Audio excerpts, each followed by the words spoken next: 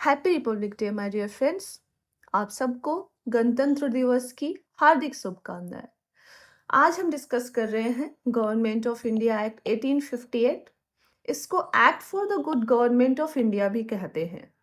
Discussion start करने से पहले थोड़ा सा बैकग्राउंड आपको पता होना चाहिए कि ये एक्ट जो है act of government of India Act 1858, ये 1857 के रिवॉल्ट के बैकग्राउंड में आया है। 1857 में रिवॉल्ट हुआ, जिसको फर्स्ट वार ऑफ इंडिपेंडेंस भी कहते हैं।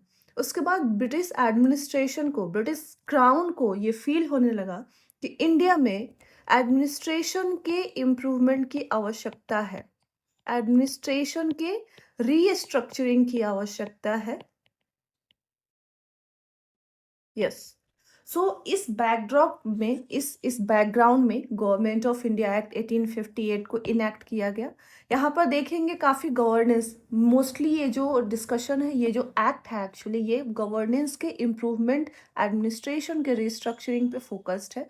यहाँ पे डेजिग्नेशन का चेंज देखा जाएगा, नया ऑफिस इस्टेब्लिश किया हुआ होता देखा जाएगा, and at the same time जो ट्रांसफ़र ऑफ पावर है from the East India Company to British Crown, ये भी देखा जाएगा। सो चलिए इसी टोन पे डिस्कशन को स्टार्ट करते हैं।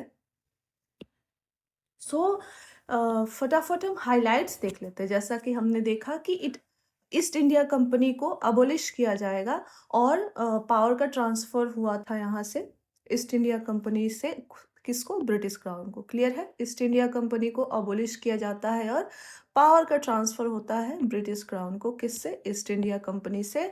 अब से सारे डिसीजंस एंड डिस्कशंस जो भी होंगे एडमिनिस्ट्रेशन के, वो किसके नाम और किसके द्वारा लिया जाएगा। आप देखेंगे यहाँ पे, इन the name of and Her Majesty, by India was to be governed by and in the name of Her Majesty। अब से इंडिया जो है ब्रिटिश क्राउन के द्वारा और उनके उसके नाम में इंडिया का गवर्नेंस होगा। सो इसी कंटेक्स्ट में फिर आता है कि अब ब्रिटिश क्राउन वहाँ से उठ के यहाँ तो आ नहीं सकती है, तो यहाँ पे ऐसे एडमिनिस्ट्रेशन की का क्रिएशन किया जाए, यहाँ पे जो एडमिनिस्ट्रेशन है उसकी रीस्ट्रक्चरिंग किया जाए, ताकि ये पॉसिबल हो सके कि ब्रिटिश क्राउन वहाँ बैठ के इंडिया में उसके नाम पे एडमिनिस्ट्रेशन चला सके। क्लियर है ये। साथ में हमने अभी डिस्कस किया था कि ईस्ट इंडिया कंपनी को अबोलिश कर दिया गया था। सो हमने ये अबोलिशन का मतलब यही है कि जो सिस्टम ऑफ डबल गवर्नमेंट, ये हमने पढ़ा था जब हम पिट्स इंडिया एक्ट पढ़ रहे थे। सिस्टम ऑफ डबल गवर्नमेंट को इंड करती है यहाँ से British crown.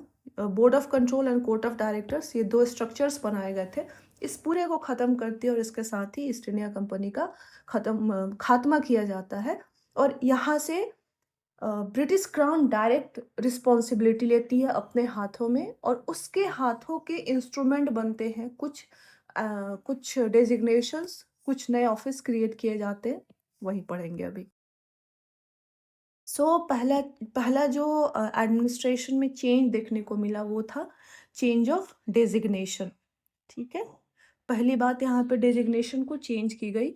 Governor general of India को का डेजिग्नेशन चेंज करके क्या बना दिया गया, वायसरॉय ऑफ इंडिया बना दिया गया। क्लियर है, पहला डेजिग्नेशन चेंज हो रहा है। गवर्नर जनरल ऑफ इंडिया उस समय जो थे उस सेम डेजिग्नेशन, ये नया क्रिएशन नहीं हुआ, it's just a change. Important है ये। गवर्नर जनरल ऑफ इंडिया को का जो डेजिग्नेशन है वो चेंज करके क्या बना दिया गया, वायसराय ऑफ इंडिया। ठीक है, एंड ये जो वायसराय थे ये डायरेक्ट रिप्रेजेंटेटिव होते थे ब्रिटिश क्राउन के। क्लियर है ये। हमने देखा पिछले स्लाइड पे कि India was to be governed by and in the name of her majesty. तो हर मैजेस्टी के गवर्नेंस को फर्दर करने के लिए यहाँ पे कुछ रिप्रेजेंटेटिव्स रखने की आवश्यकता थी, और उनमें से एक थे वायसराय। ये वायसराय जो होते थे ये डायरेक्ट रिप्रेजेंटेटिव थे ब्रिटिश क्राउन का इंडिया में। क्लियर है। एंड उस समय के जो गवर्नर जनरल थे लॉर्ड कैनिंग, उन्हीं को वायसराय बनाया गया।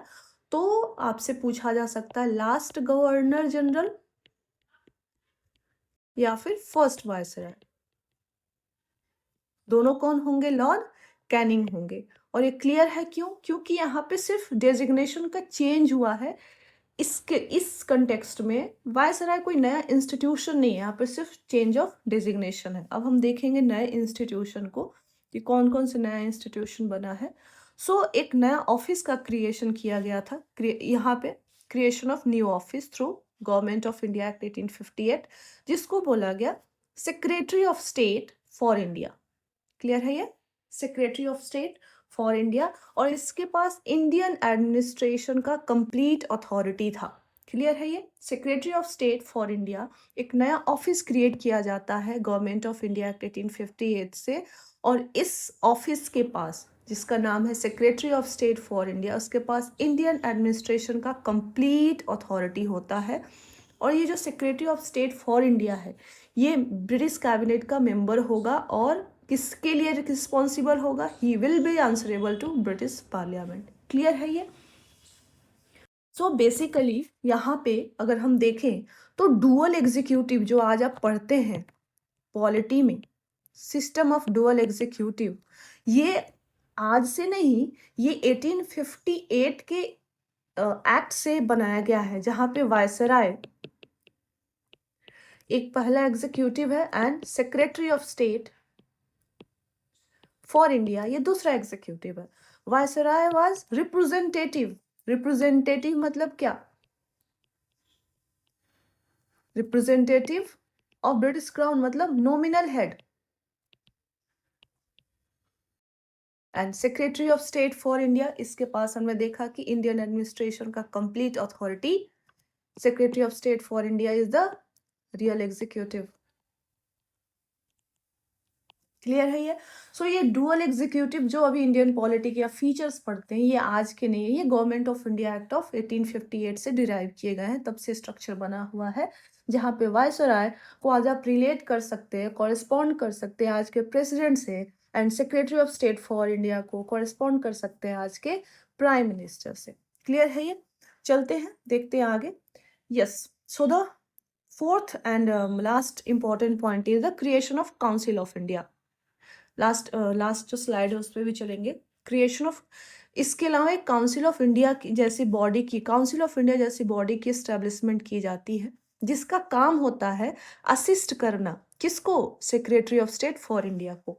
हमने देखा सेक्रेटरी ऑफ स्टेट के पास कंप्लीट अथॉरिटी होती है इंडिया के एडमिनिस्ट्रेशन का, इतने वास्ट एरिया को एडमिनिस्टर करने के लिए उसको एक काउंसिल ऑफ इंडिया बना के दिया जाता है ब्रिटिश पार्लियामेंट के द्वारा, कि दिस काउंसिल ऑफ इंडिया, जिसमें कि 15 मेंबर्स होंगे, this council of India will assist home? Secretary of state for India.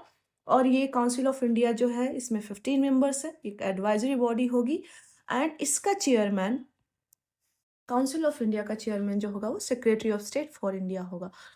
इस काउंसिल ऑफ इंडिया को आप अभी के काउंसिल ऑफ मिनिस्टर्स से कॉरेस्पॉन्ड कर सकते हैं।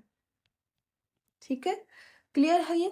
Now come to the last slide, जिसमें हमने अभी डिस्कस किया था।